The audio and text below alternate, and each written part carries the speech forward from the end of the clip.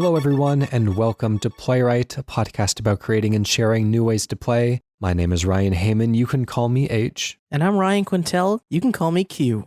I'm going to play for you a sound. I hope my mic picks it up, and I want you to guess what it is. Okay.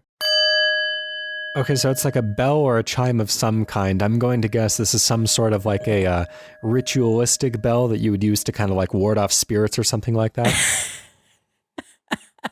That's a very good guess. So this past week, Jessica got me a Tibetan singing bowl, and it makes these lovely chimes. And what it is you kind of have this wooden mallet. It feels almost like a game that we would invent.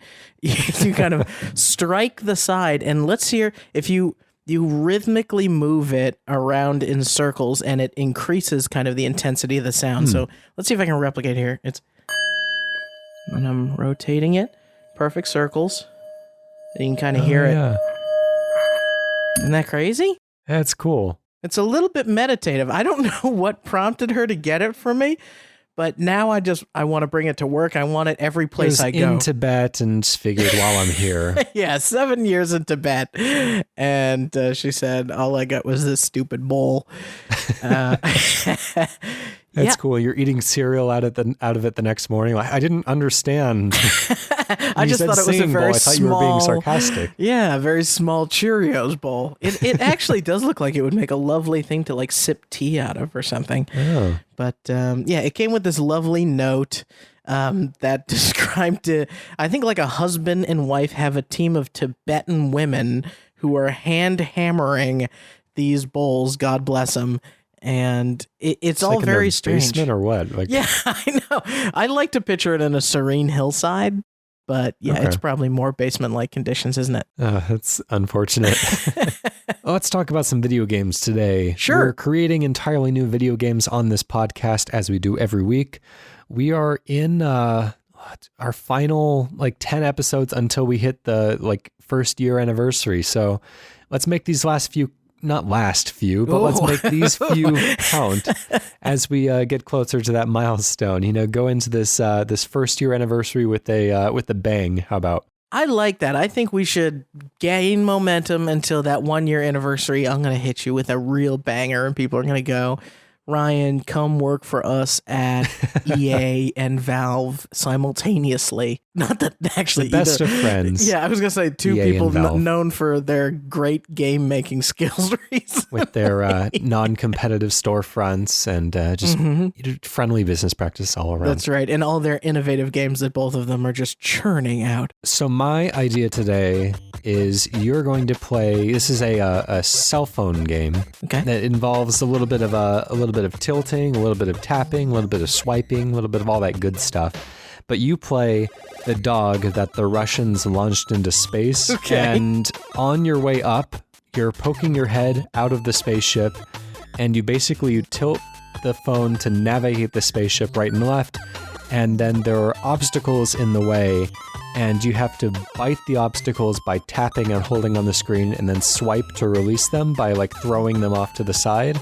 But you can only bite the rubber or the soft parts of each obstacle. So if there's an airplane, you can only bite the landing gear or whatever, and it's all very cartoony, it's all very silly, but that's what I have right now. So we will start the clock there. So I really like especially being the dog is what I like the most about this.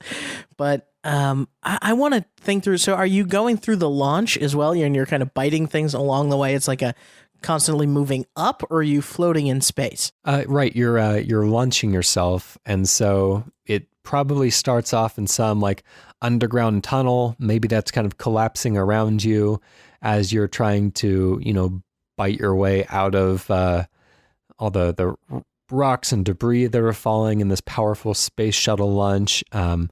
You work your way up through the atmosphere, and it's all these kind of different levels, and maybe through the moon's atmosphere, or going through an asteroid field or something, but basically kind of going on this space launch and intergalactic journey with this dog as it kind of changes with how far you get away.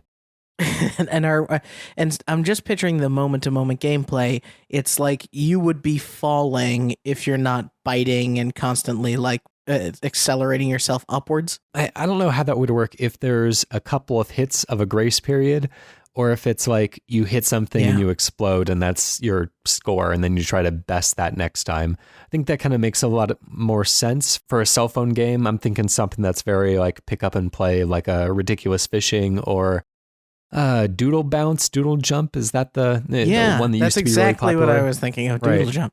Yeah, so something like, but it's like you're always ascending upwards and you're trying not to hit things or to throw things out of your way on the way up, and keep your dog safe.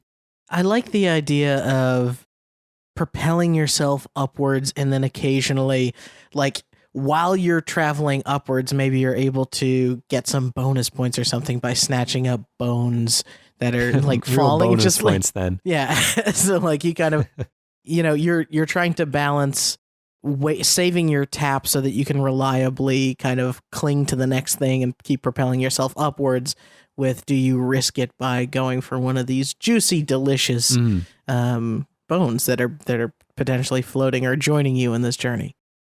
Yeah, and maybe there's other paths that you can go on. Maybe there's riskier paths that you can take. Yeah, if you take a left at the first satellite or something, or I guess you'd be low enough if you take a left at the first tree. Then you kind of go Star Fox style down like the alternate route. Yeah, you can have branching pathways, kind of like Outrun, and you can always kind of challenge your friends, like, oh, you should take the left to right left path. That's a wild ride there, and you get a different reward for each run that you complete. I like the idea of trying to strike a rhythm that is somewhere in between an endless runner and something like Getting Over It with Bennett Foddy, where that game is very deliberate and kind of like you feel failure happening to you sometimes as it goes on. And, so many mobile games that are endless runners just feel kind of frantic. They're almost Guitar Hero style games, right? Where just stuff is coming at you.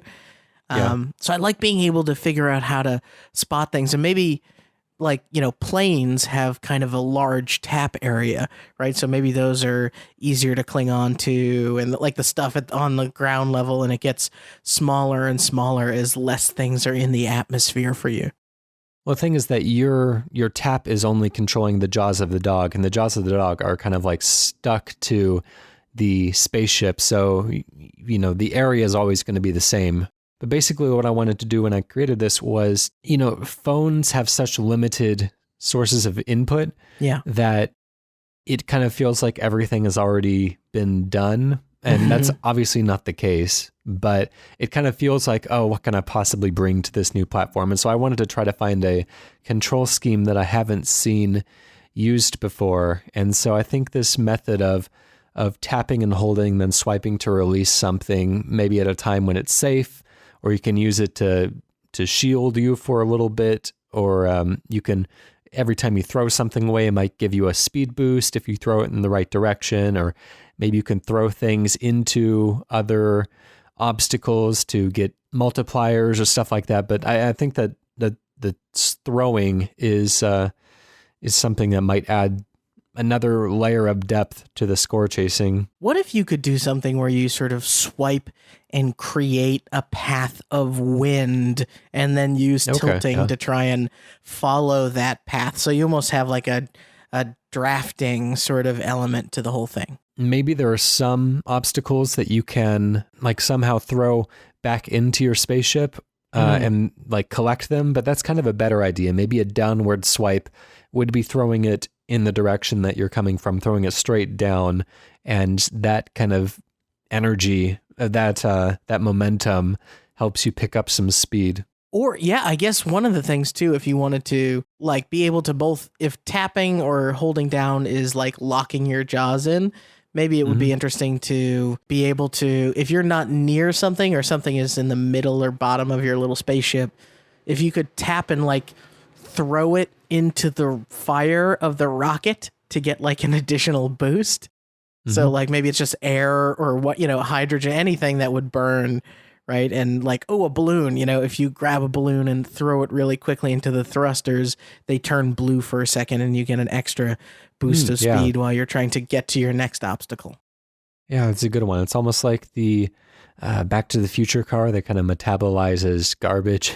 Yeah, so you can exactly. just kind of throw anything into this slot. It's a carbon or you can neutral. throw it upwards, kind of like the Mario Kart shells, and try to take out obstacles that are upcoming. I like that. I'm trying to think of other things that we could use that are unique to a dog's senses, like the sense of smell or something. Like maybe the dog is able to anticipate things and can kind of bark at you as he knows that they're coming to the left and right or something.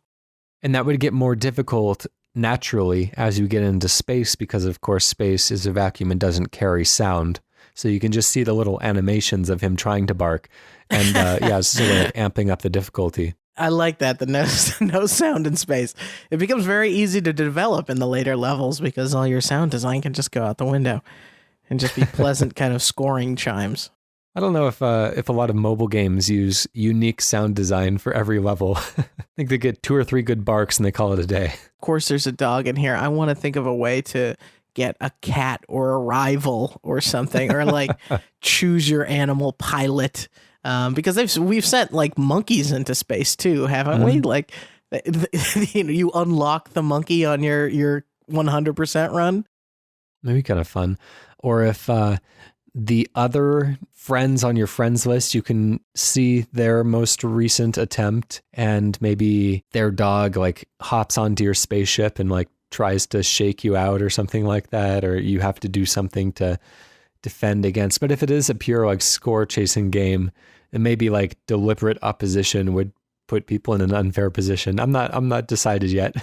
What if you could do, so you play the game alone and it's kind of a high score chasing who can get the furthest, but if you look at your friends list and specifically choose to compete against a friend, instead of going against their ghost, like their ghost is physically in the environment, so you can kind of bump into them, or you're competing with them for resources in a way.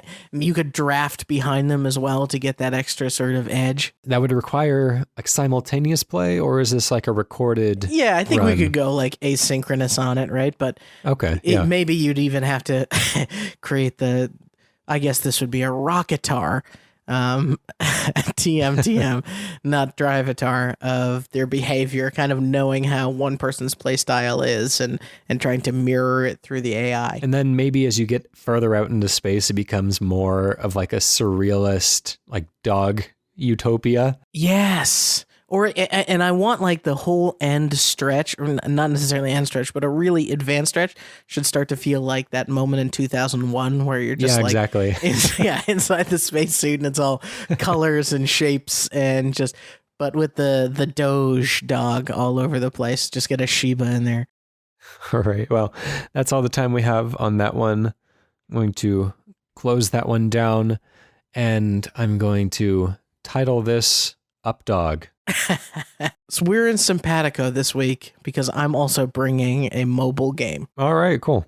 So shout out to my friend Isaiah, who kind of came to me with this initial idea, and I workshopped it a little bit with him. That is not to say I'm cheating on you, H. I don't mean to be. We were thinking about a mobile app that is simply a measure of human achievement. And this is using the accelerometers, the barometers, or whatever to get the fastest person. And it would be the fastest person running, the fastest person in a car, the fastest person in a plane. I know there's some safety implications here. Okay. On a train. But it's about having that app open and waiting for the moment and hitting "this is my speed" to try and hit these records. Now, some of these are in your control, some of these are out of your control, except for your own mindfulness to remember to open up the app and say, hey, I think I'm going really fast right now. How fast am I going? But you could also use the barometer to measure the person who's been the highest and the person who's been the lowest. So like the person that Do goes phones to... have barometers? They do. An iPhone does. Yeah. Measuring atmospheric pressure? They do. Yeah. Interesting. That's partially how they calculate steps. No kidding. That feels like a terrible way to do it. Yeah, I agree. But yeah, so now you're gonna have the person who's been to Mount Everest, and then the person who is So slightly if I just taller. step into a sauna or something, then the phone would think that I somehow Submerged? dropped off a cliff or something like Yeah, that. I'm not sure how entirely it works, but this is like an Okay. interesting way to do that. Or maybe, I don't know, it can't All right, really interesting. Yeah. it can't really be the honor system, can it? That would be a utopia. But yes, a measurement of human achievement in different ways, and so the game is life, my friend. But I'm sure we can make it weirder than that. So let's try. Let's go ahead and start the clock there. So this is interesting. The focus on speed seems like this is one of many vectors that we can test for, and especially if this was like a worldwide competition. Yeah. The first one to perform whatever task we give you, or the first one in your region, or the first one in your city, however it breaks down. There could be leaderboards, almost like this HQ trivia thing. Yes. It's kind of appropriate for our show, actually. That rewards people with actual money. I don't think that we need to go that far, but basically, yeah, just kind of ranking everybody in how many of these challenges they're able to complete and gain that kind of prestige. But maybe one of the things you can do to have a score, you can verify your score by taking like a 3-second video, like Snapchat style, to prove like, here I am, I'm on a train, it's going really fast, or that sort of thing. The thing that I worry about is that people are going to get this in their car. They're going to get the notification, time for you to go fast and as fast as you can possibly go. And they're going to do reckless, irresponsible things. The phone says you have 30 seconds. See how fast you can get going. Isn't that interesting? I didn't think about the time gating sort of aspect of it. So you're saying if there is, we'll simplify it down to just running, right? If it's just running, and then all of a sudden, instead of like a total guaranteed time like HQ at noon or 6 or whenever it comes on for people, you're just saying, hey, now is the time to find the fastest person in Seattle or whatever. And then, then a bunch of crazy people start running, which I really love. Just this sudden, intense burst of exercise. It's almost more motivating than an Apple Watch could be, right? Where it's time to stand, which is a little bit of a low expectation. It could be interesting if it was like time to get your heart rate elevated. I think if it's time to run, just me being in the city, anytime you see somebody immediately start sprinting, you know that like something has gone wrong. Like there's potentially a very bad situation going on. And so if like 30 people just start running at the same time, then I don't know what that would probably cause some sort of a negative chain reaction in the city. Yeah, where is everybody running? Well, I guess they're not necessarily running in the same direction, which is the strange part of it, right? I think it'd be interesting is maybe it's like there's different challenges it can give you. Like maybe it's reach the top speed possible within the next minute. Maybe it's the first one to get to a department store is the winner. Maybe the first person to get to a piece of local art is the winner. All these different types of challenges. Maybe the first one to ascend 5 stories is the winner, That's really cool because it can be fitness based, but I like the art thing too, because now you're into what we really want ultimately, which is that commercial tie-in. First person to have a Big Mac. First person to go pick up the latest Yeezys. Now those are the people who we're giving awards to. That's right. The first person to get me tickets to Hamilton is the winner. Yeah. What's kind of cool about that is instead of like you're celebrating the small, right? Which I think is very interesting. We celebrate big stuff like Ripley's Believe It or Not or Guinness Book of World Records. Like we celebrate, this person is gross and grew the longest fingernails, out of anybody. But the idea of saying, hey, who can be the best just right now, and you don't have to be the best all the time. But every day you have multiple chances to be the best at something.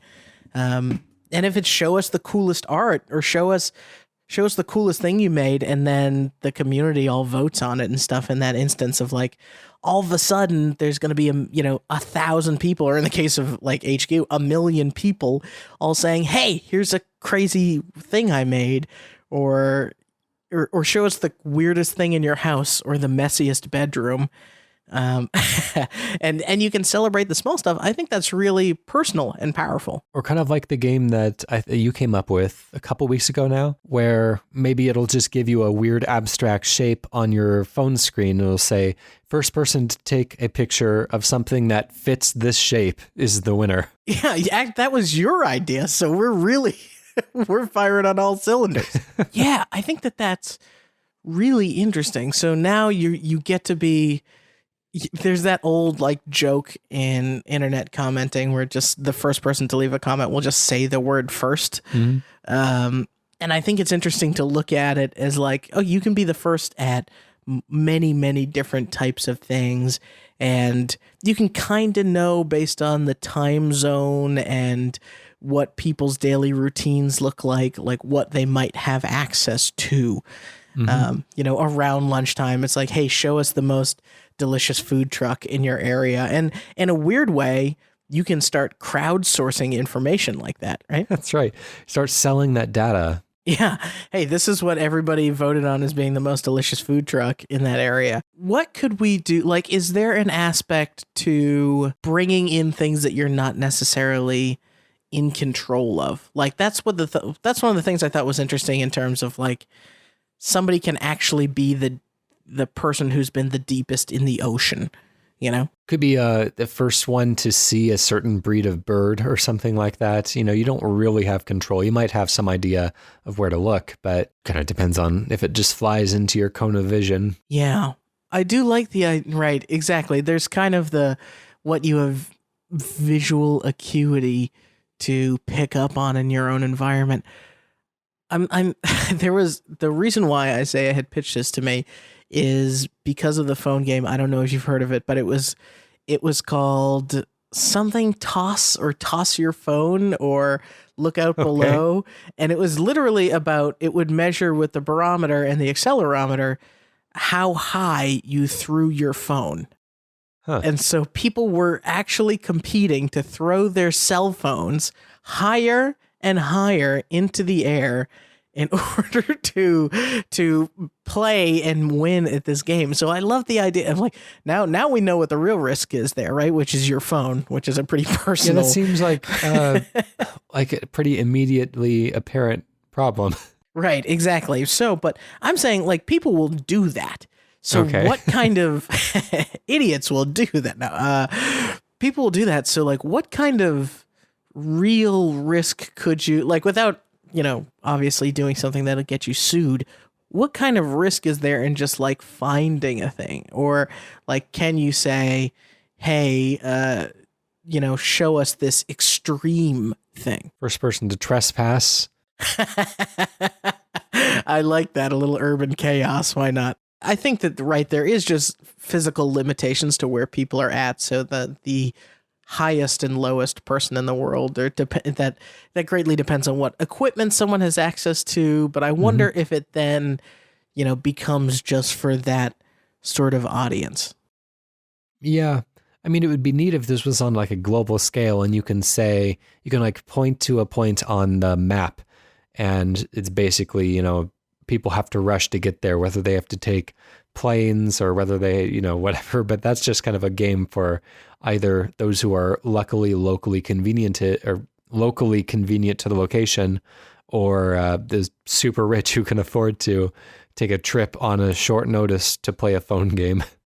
I think it's interesting to think of it location based because you had Pokemon Go kind of getting people to flock to different locations. I wonder if you could say, hey, everybody who gets to location X, Y, or Z is guaranteed to get this point or guaranteed to get this badge in a way, and then kind of award that, and it's really at the end of a month or a week, the person who made it to the most places. And then you could do a hyper localized version as opposed to saying, hey, if you can't make it to Tibet, then you're out of luck this week. Yeah. All right, that's all the time we have there. Do you have a name for this one? I didn't. I think it was gonna be called, I think in my mind, something like the Bestest. Gotta go fast. Gotta go fast. But maybe maybe we'll stick to the Bestest. Okay. The bestest. The Bestest, yes. Very incorrect. All right, we have one more pitch we're going to give today, and this comes from our community. As always, if you would like to have one of your pitches read on the show, then all you have to do is go to our website at playwrightcast.com/pitch or email us, that is playwrightcast@gmail.com. You can even tweet us at playwrightcast. There's so many ways you can get in touch with us. It's you have really no more excuse not to. We've removed all plausible deniability. So this one comes from Spencer Saunders, who says, I'd like to hear how you handle this, an abstract fighting game. Take the mechanics and input of a traditional fighter such as Street Fighter or Mortal Kombat and remove the characters. What could be made using the mechanics of combos, timing, and spacing without it being two muscle-bound ladies and or gentlemen beating the devil out of each other? My first thought would be a rhythm game of some sort, and I'm sure that would be right up H's alley, but I'd be interested what else and how far you can push this.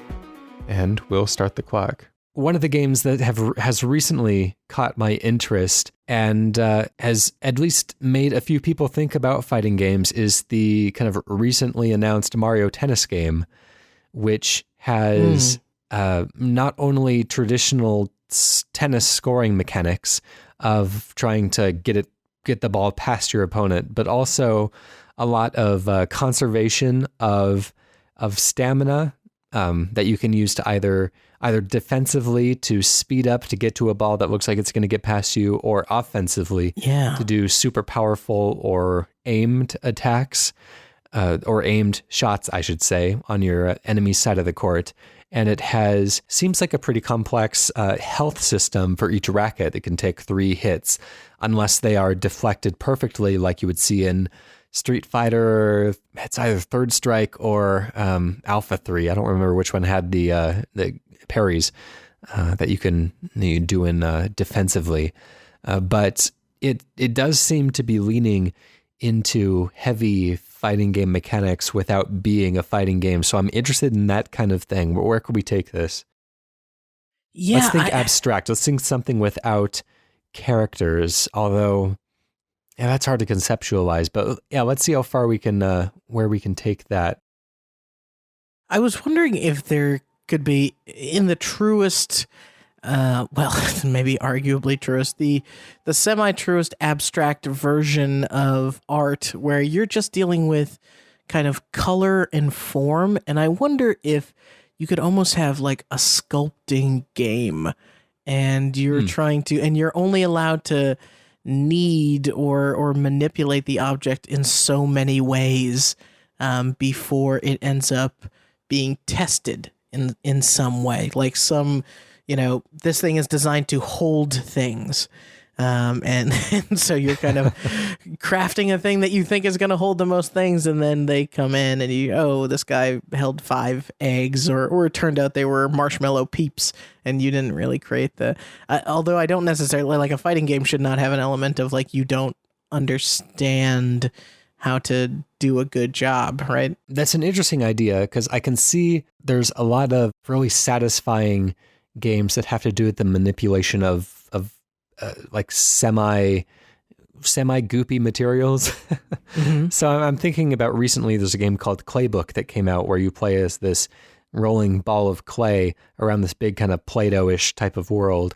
And as you roll into the walls, you kind of, pieces of it stick to you, kind of like Katamari, but you're just kind of rolling through everything and kind of sculpting your own path as you go and trying to perform different feats and challenges as this ball of clay.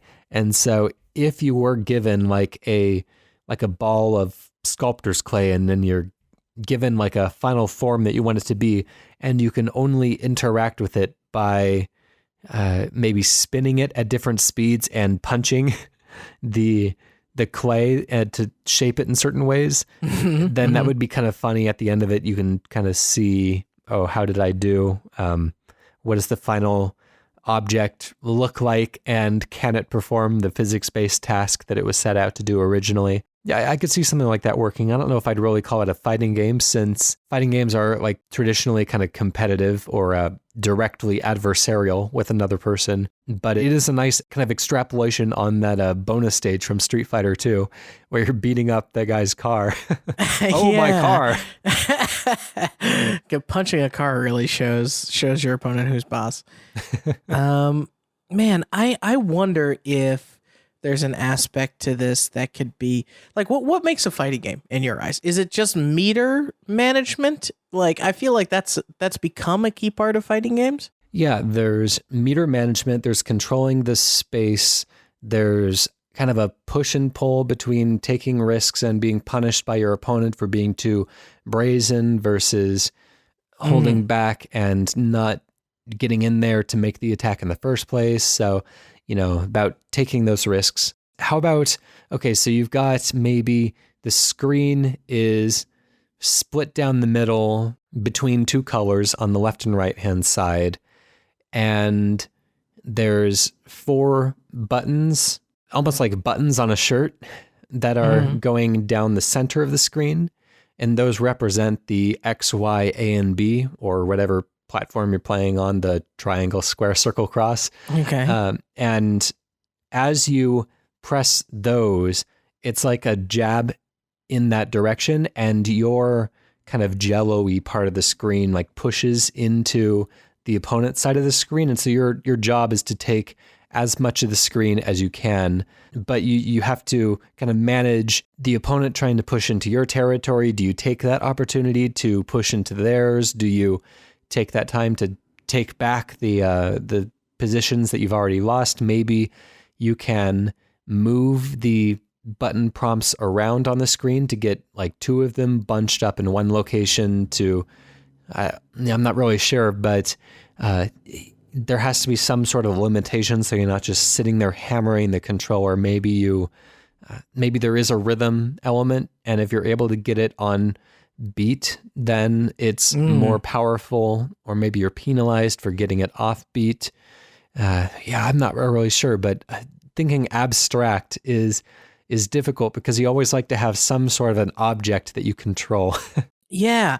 I was also wondering, like, if you could do, I guess the only thing that we were tasked to parse out is this can't be like physical people, but can it be a weird amorphous ball?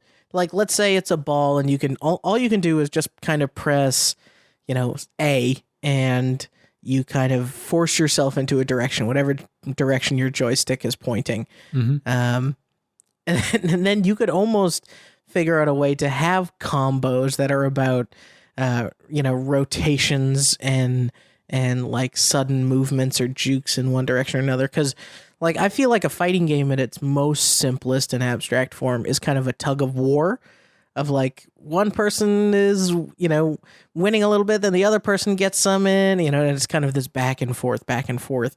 And I like the idea of these two, let's even call them something like creatures that are kind of gelatinous in a way, of just bouncing around and trying to bounce each other like into traps, or you have to kind of get your other partner to submit by sort of bouncing into them enough to like bouncing them down into the ground and like holding them there in a way, like the way like a thumb wrestling might work. It could be very strange looking, but feel like a fighting game.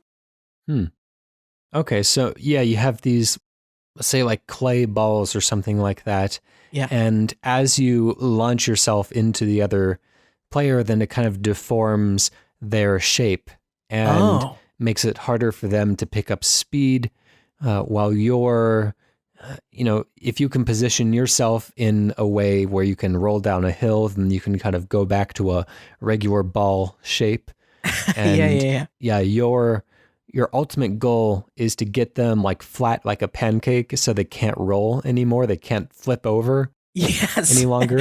Yeah, and if they like, if you allow them because if they can kind of just get up on their sort of tall side and smash themselves into the ground a little bit, they can kind of, become a ball-ish shape again. Yeah. So they kind of have a way to recover. Button, so whatever shape you are moving vertically. And so if you're a ball, then you can get some good mobility, and you have a homing attack button. It could really be kind of like a 2-button fighter, just like a drop kick, was it? Yeah, jump exactly. Kick, something like that. It's drop kick. Yeah, okay, drop kick. And so, yeah, you can use that almost like a Sonic and Smash Bros. To always hone in on your opponent and smash from every angle. But right, if you get on your edge like a coin, then you can jump up in the air a few times and kind of let everything settle back down into a more stable center of balance.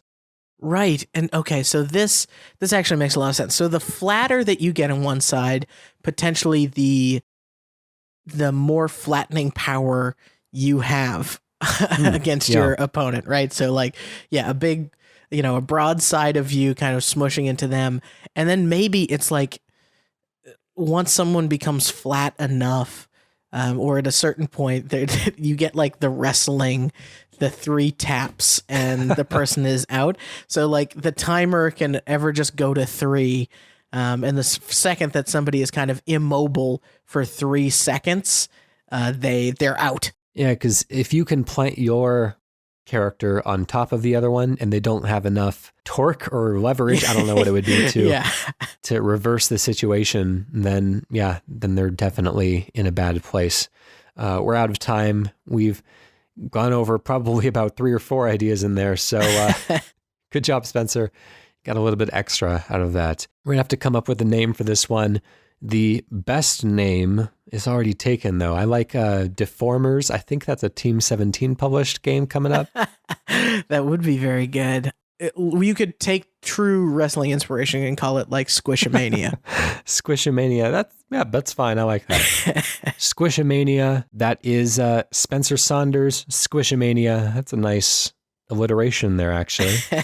Squishemania featuring Spencer Saunders. Don't want to imply that he's an amorphous shape. Well, he gets to be the announcer or something. Okay. He's like the John Madden on this, which, by the way, why isn't there a cheat code to have a team full of John Maddens on every single version of that game? Like, that would be amazing. If you would like to get in contact with us again, that is playwrightcast.com, at playwrightcast, or playwrightcast@gmail.com, and you spell that PLAYWRITECAST. Special thank you to PROTODOME for the use of our theme song, Hello World, off the album Blue Noise. It's very good, and you should go listen to it. And to give a mini idea on the way out, I'm going to say Labo, but for exercise equipment, which I don't necessarily mean made out of cardboard. I mean more like finding ways to slot Joy-Con onto regular exercise equipment and like make a game out of it that way. But if you're ambitious enough to make like a heavy duty weightlifting thing out of cardboard, then I applaud that effort, of course. First one to send us a picture of a Labo exercise equipment gets the top spot. We will see you all next week. Bye.